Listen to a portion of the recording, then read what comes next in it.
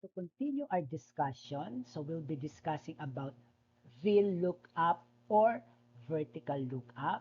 So we'll be using this formula to get the product name as well as the category. So VLOOKUP is one of the most widely used function in Excel for searching and retrieving data from a table.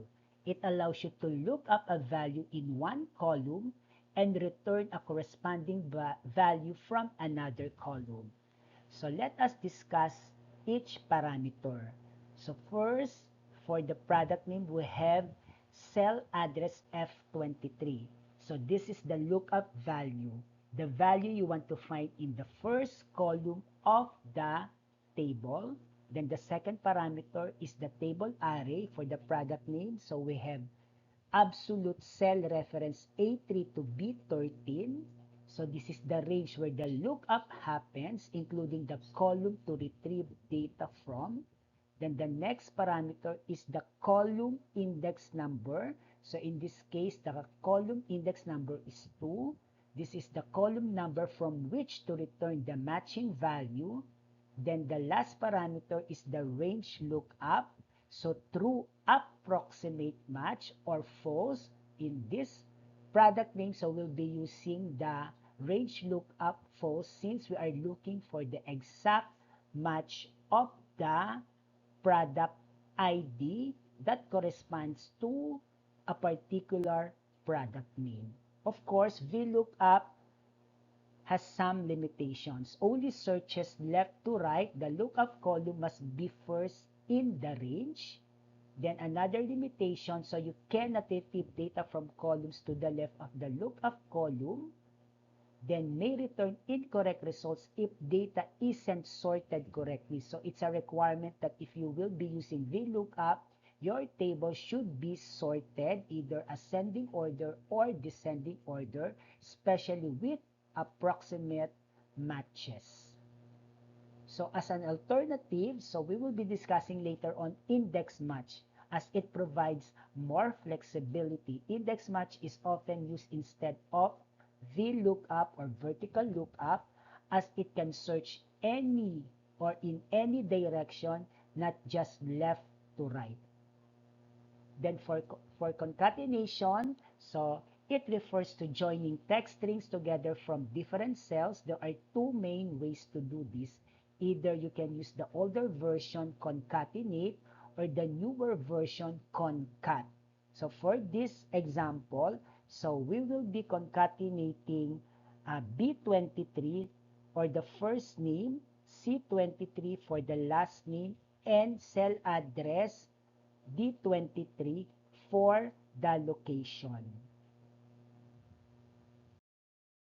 To better understand the various lookup functions we've discussed from the previous slide, so let us check this sales data.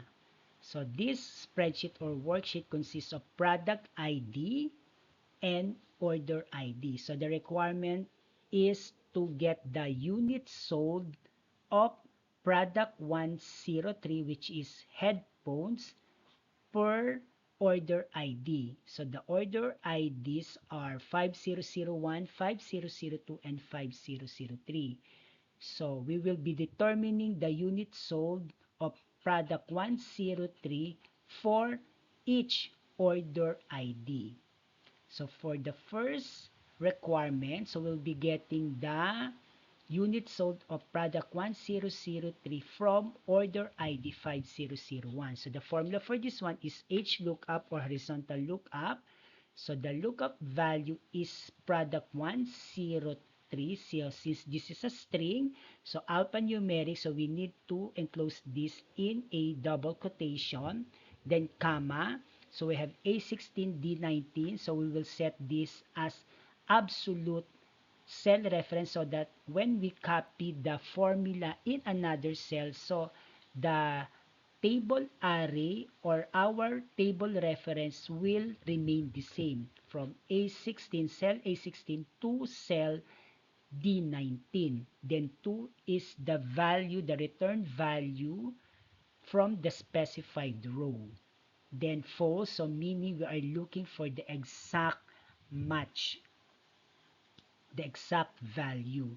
So for this case, H lookup P103, comma, table array A16, D19, then 2, then false. So the return value is 3. So Y3, so P103, so at column D16,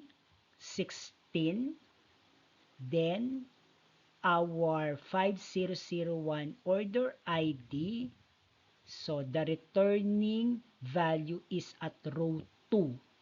So from D16 to D17, so row 2. So row 2, so 3, so that is the corresponding product 103 for order ID 5001. Then next, so H lookup.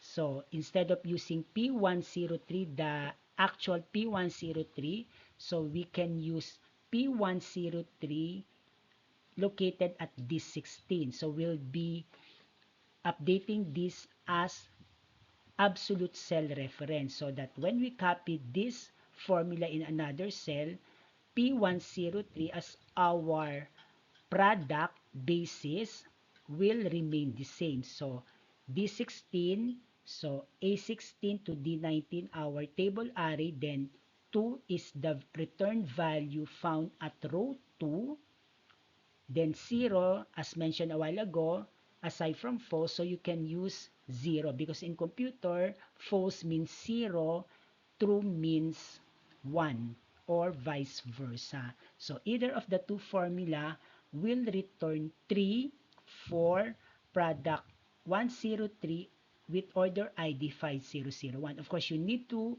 create one formula only, then copy the formula in the succeeding cells. Now, if you copy the formula for order ID 5002 and 5003, so it will return 1 and it will return 2 respectively.